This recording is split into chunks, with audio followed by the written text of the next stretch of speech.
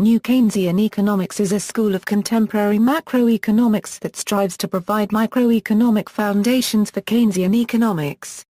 It developed partly as a response to criticisms of Keynesian macroeconomics by adherents of new classical macroeconomics. Two main assumptions define the new Keynesian approach to macroeconomics. Like the new classical approach, new Keynesian macroeconomic analysis usually assumes that households and firms have rational expectations. But the two schools differ in that new Keynesian analysis usually assumes a variety of market failures. In particular, new Keynesians assume that there is imperfect competition in price and wage setting to help explain why prices and wages can become sticky, which means they do not adjust instantaneously to changes in economic conditions. Wage and price stickiness, and the other market failures present in new Keynesian models, imply that the economy may fail to attain full employment. Therefore, new Keynesians argue that macroeconomic stabilization by the government or by the central bank can lead to a more efficient macroeconomic outcome than a laissez-faire policy would. Development 1970s The first wave of new Keynesian economics developed in the late 1970s. The first model of sticky information was developed by Stanley Fischer in his 1977 article, Long-Term Contracts, Rational Expectations, and the Optimal Money Supply Rule. He adopted a staggered, or overlapping contract model. Suppose that there are two unions in the economy, who take turns to choose wages. When it is a union's turn, it chooses the wages it will set for the next 2 periods. This contrasts with John B. Taylor's model where the nominal wage is constant over the contract life, as was subsequently developed in his 2 articles, one in 1979 Staggered Wage Setting in a Macro Model and one in 1980 Aggregate Dynamics and Staggered Contracts. Both Taylor and Fisher contracts share the feature that only the unions setting the wage in the current period are using the latest information. Wages in half of the economy still reflect old information. The Taylor model had sticky nominal wages in addition to the sticky information. Nominal wages had to be constant over the length of the contract. These early new Keynesian theories were based on the basic idea that, given fixed nominal wages, a monetary authority can control the employment rate. Since wages are fixed at a nominal rate, the monetary authority can control the real wage by changing the money supply and thus impact the employment rate. 1980s Menu costs and imperfect competition. In the 1980s the key concept of using menu costs in a framework of imperfect competition to explain price stickiness was developed. The concept of a lump sum cost to changing the price was originally introduced by Shashinsky and Weiss in their paper looking at the effect of inflation on the frequency of price changes. The idea of applying it as a general theory of nominal price rigidity was simultaneously put forward by several economists in 1985. Euro 6. George Akerlof and Janet Yellen put forward the idea that due to bounded rationality firms will not want to change their price unless the benefit is more than a small amount. This bounded rationality leads to inertia in nominal prices and wages which can lead to output fluctuating at constant nominal prices and wages. Gregory Mankiw took the menu cost idea and focused on the welfare effects of changes in output resulting from sticky prices. Michael Parkin also put forward the idea. Although the approach initially focused mainly on the rigidity of nominal prices, it was extended to wages and prices by Olivier Blanchard and Nobuhiro Kiyotaki in their influential article Monopolistic Competition and the Effects of Aggregate Demand. Hugh Dixon and Klaus Hansen showed that even if menu costs applied to a small sector of the economy, this would influence the rest of the economy and lead to prices in the rest of the economy becoming less responsive to changes in demand. While some studies suggested that menu costs are too small to have much of an aggregate impact, Lawrence Ball and David Romer showed in 1990 that real rigidities could interact with nominal rigidities to create significant disequilibrium. Real rigidities occur whenever a firm is slow to adjust its real prices in response to a changing economic environment. For example, a firm can face real rigidities if it has market power or if its costs for inputs and wages are locked in by a contract. Ball and Roma argued that real rigidities in the labor market keep a firm's costs high, which makes firms hesitant to cut prices and lose revenue. The expense created by real rigidities combined with the menu cost of changing prices makes it less likely that firm will cut prices to a market clearing level. Even if prices are perfectly flexible, imperfect competition can affect the influence of fiscal policy in terms of the multiplier.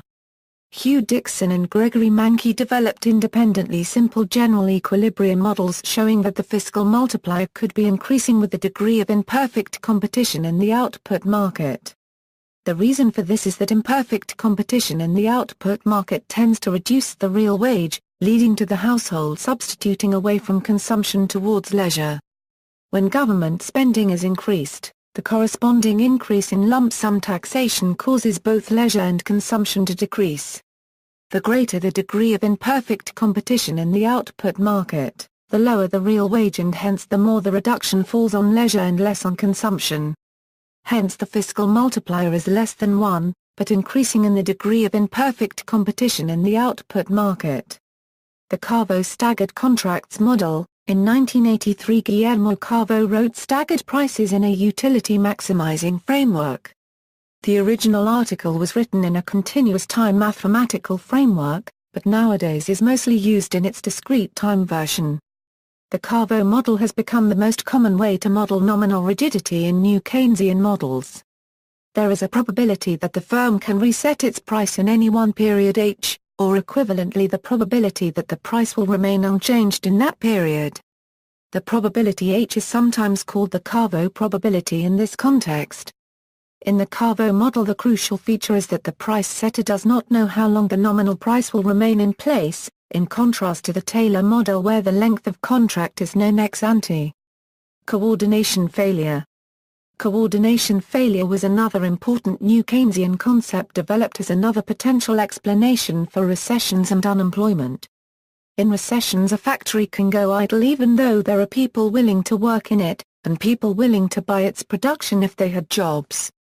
In such a scenario, economic downturns appear to be the result of coordination failure. The invisible hand fails to coordinate the usual, optimal, flow of production and consumption. Russell Cooper and Andrew John's 1988 paper Coordinating Coordination Failures in Keynesian Models expressed a general form of coordination as models with multiple equilibria where agents could coordinate to improve each of their respective situations. Cooper and John based their work on earlier models including Peter Diamond's 1982 Coconut model, which demonstrated a case of coordination failure involving search and matching theory. In Diamond's model producers are more likely to produce if they see others producing. The increase in possible trading partners increases the likelihood of a given producer finding someone to trade with. As in other cases of coordination failure, Diamond's model has multiple equilibria, and the welfare of one agent is dependent on the decisions of others. Diamond's model is an example of a thick market externality that causes markets to function better when more people and firms participate in them. Other potential sources of coordination failure include self-fulfilling prophecies. If a firm anticipates a fall in demand, they might cut back on hiring. A lack of job vacancies might worry workers who then cut back on their consumption. This fall in demand meets the firm's expectations, but it is entirely due to the firm's own actions. Labor market failures, efficiency wages. New Keynesians offered explanations for the failure of the labor market to clear. In a Eurasian market, unemployed workers bid down wages until the demand for workers meets the supply. If markets are Eurasian, the ranks of the unemployed would be limited to workers transitioning between jobs and workers who choose not to work because wages are too low to attract them. They developed several theories explaining why markets might leave willing workers unemployed.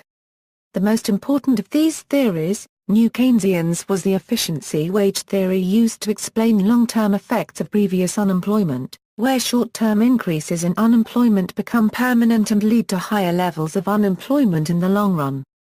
In efficiency wage models, workers are paid at levels that maximize productivity instead of clearing the market.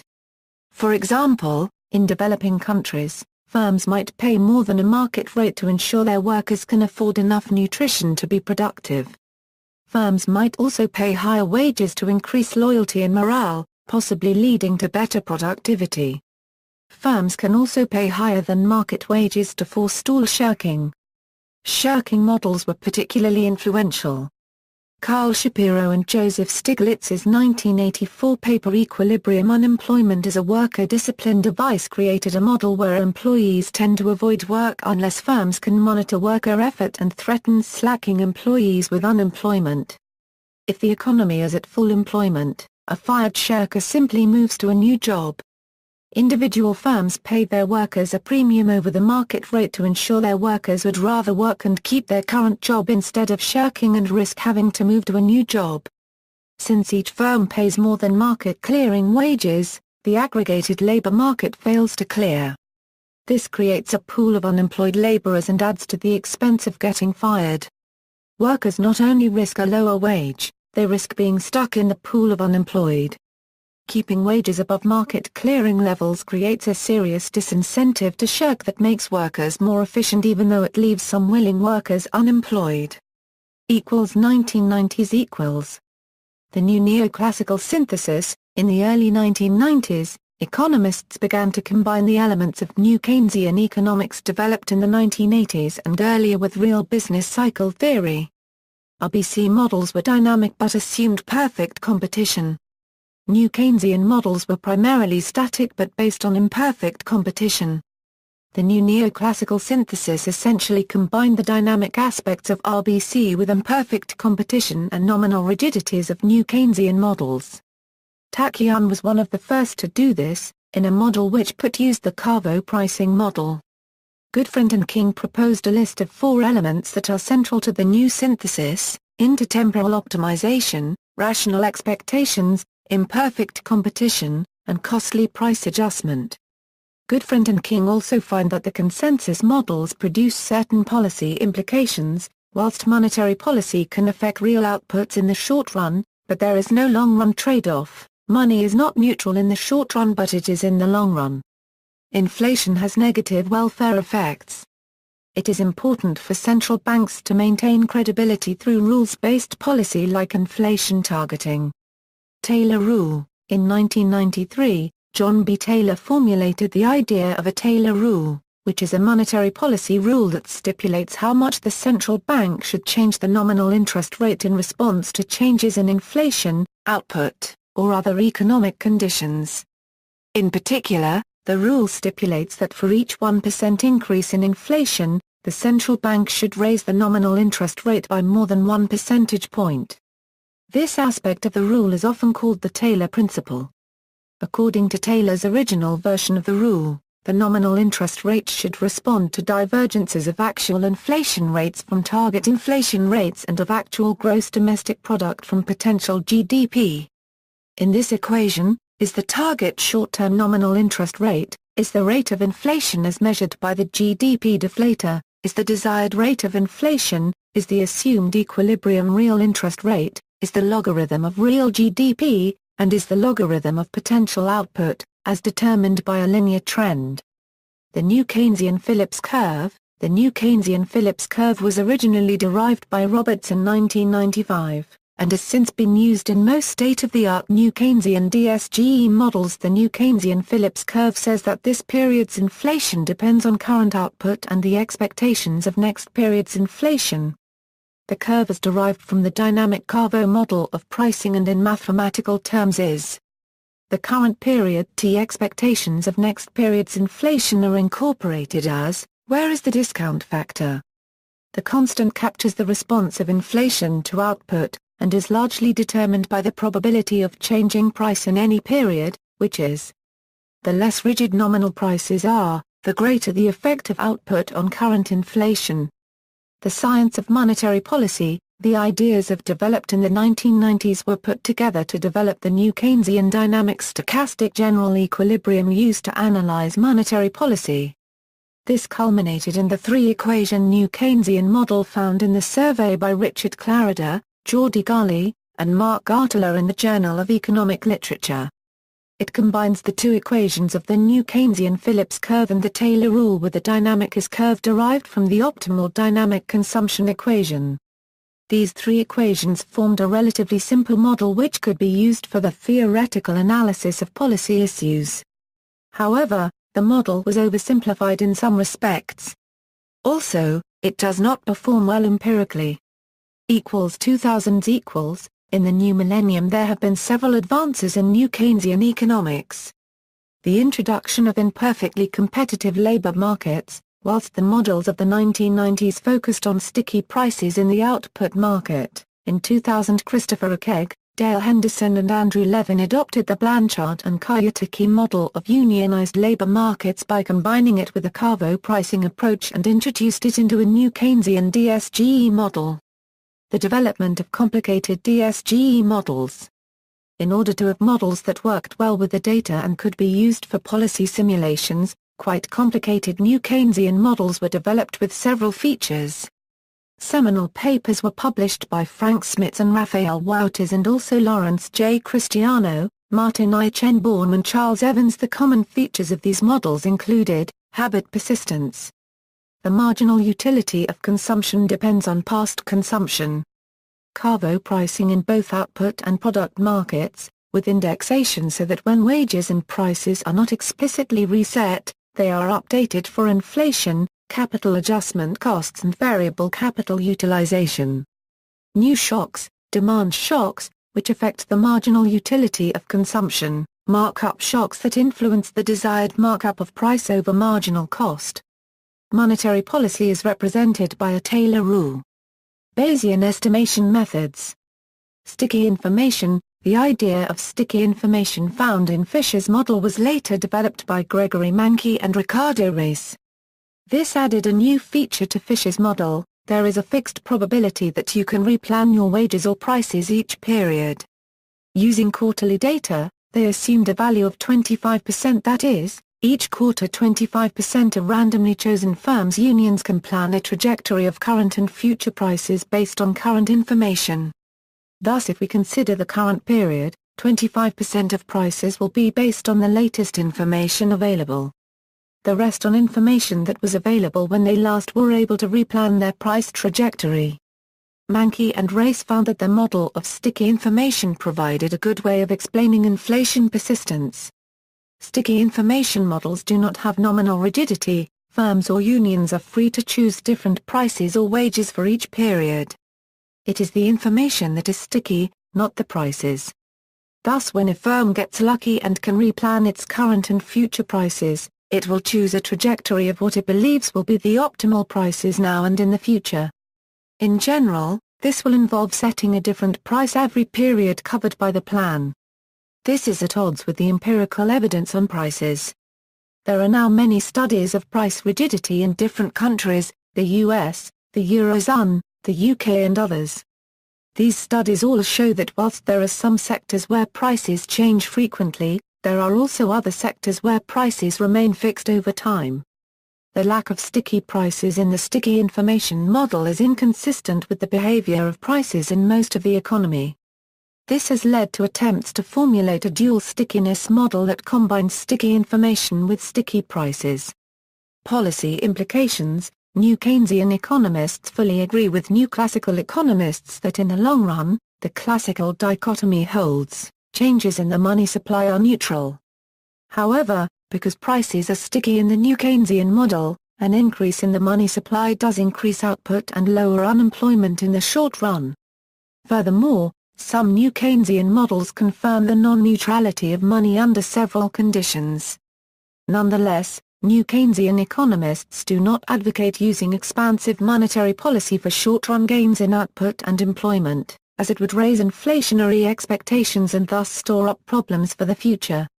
Instead, they advocate using monetary policy for stabilization. That is, suddenly increasing the money supply just to produce a temporary economic boom is not recommended, as eliminating the increased inflationary expectations will be impossible without producing a recession. However, when the economy is hit by some unexpected external shock, it may be a good idea to offset the macroeconomic effects of the shock with monetary policy. This is especially true if the unexpected shock is one which tends to lower both output and inflation. In that case, Expanding the money supply helps by increasing output while stabilizing inflation and inflationary expectations. Studies of optimal monetary policy in new Keynesian DSGE models have focused on interest rate rules, specifying how the central bank should adjust the nominal interest rate in response to changes in inflation and output. In some simple new Keynesian DSGE models, it turns out that stabilizing inflation suffices, because maintaining perfectly stable inflation also stabilizes output and employment to the maximum degree desirable. Blanchard and Gala have called this property the A divine coin SID C unregistered trademark. However, they also show that in models with more than one market imperfection, there is no longer a divine coincidence, and instead there is a trade-off between stabilizing inflation and stabilizing employment. Further, while some macroeconomists believe that new Keynesian models are on the verge of being useful for quarter-to-quarter quantitative policy advice, disagreement exists. Recently, it was shown that the divine coincidence does not necessarily hold in the nonlinear form of the standard new Keynesian model. This property would only hold if the monetary authority is set to keep the inflation rate at exactly 0%. At any other desired target for the inflation rate, there is an endogenous trade-off, even under the absence real imperfections such as sticky wages, and the divine coincidence no longer holds. Relation to other macroeconomic schools. Over the years, a sequence of new macroeconomic theories related to or opposed to Keynesianism have been influential. After World War II, Paul Samuelson used the term neoclassical synthesis to refer to the integration of Keynesian economics with neoclassical economics. The idea was that the government and the central bank would maintain full employment, so that neoclassical notions centered on the axiom of the universality of scarcity would apply. John Hicks's LM model was central to the neoclassical synthesis. Later work by economists such as James Tobin and Franco Modigliani involving more emphasis on the micro-foundations of consumption and investment was sometimes called neo-Keynesianism. It is often contrasted with the post-Keynesianism of Paul Davidson, which emphasizes the role of fundamental uncertainty in economic life, especially concerning issues of private fixed investment. New Keynesianism is a response to Robert Lucas and the New Classical School. That school criticized the inconsistencies of Keynesianism in the light of the concept of rational expectations. The New Classicals combined a unique market clearing equilibrium with rational expectations.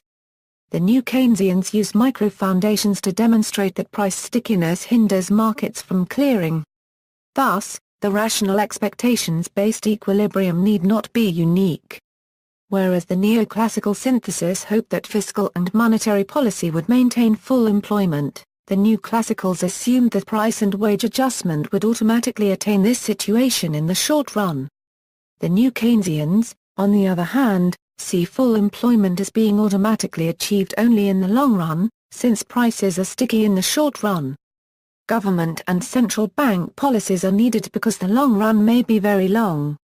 Emphasis has also been placed during the 2008 global financial and economic crisis on Keynes' stress on the importance of coordination of macroeconomic policies and of international economic institutions such as the World Bank and International Monetary Fund, and of the maintenance of an open trading system.